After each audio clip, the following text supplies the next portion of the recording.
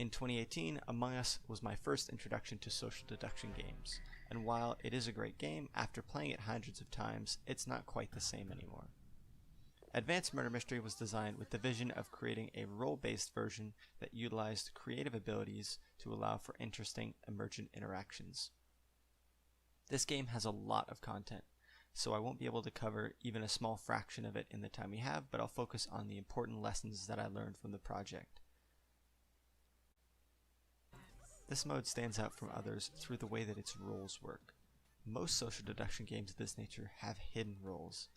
Advanced Murder Mystery instead has visible, multifunctional roles. This means that all players know what each other are capable of, and each character has their own unique ways of helping their team, whether that is the good team or the evil team.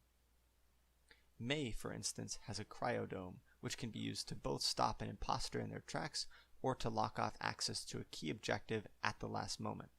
The game has 50 plus unique abilities like this, ranging from invisibility to creating teleporters to voting manipulation. Nothing is ever certain, as some abilities allow players to be framed or falsely confirmed, so players will have to solve for a variety of different circumstances in trying to locate the imposters. The most valuable lesson I learned is that some players will always try to optimize the fun out of a game, and in a social game, that often means spoiling the fun for everyone. I learned that it is my responsibility as a game designer to build systems that encourage players who are trying to win to play in an enjoyable way.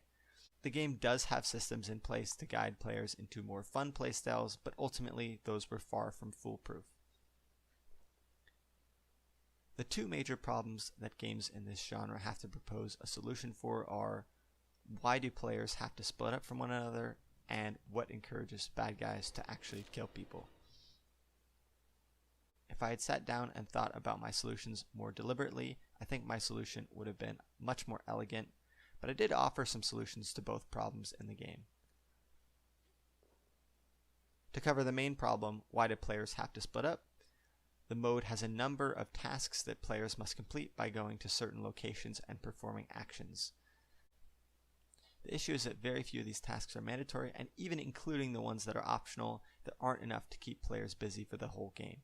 This ends up allowing players to bunch up and form a situation where bad players can't kill anyone safely. The solution I came up with was to add alternate objectives that evil players could sneak off to do while players are all bunched up. The player response to this, unfortunately, was to bunch up at the objective location and watch it to make sure nobody interacted with it. An alternate solution would have been to keep up the pressure of life or death objectives, to essentially create a situation where if players stayed bunched up, they wouldn't have enough people to complete the needed tasks. This, however, also raises the question of player count. If not enough players live to complete these objectives, then the good team has no way of winning. This is a problem that is impossible to perfectly solve within this specific subgenre, but with a comprehensive understanding of the problems at hand, it is possible to work towards the best solution available.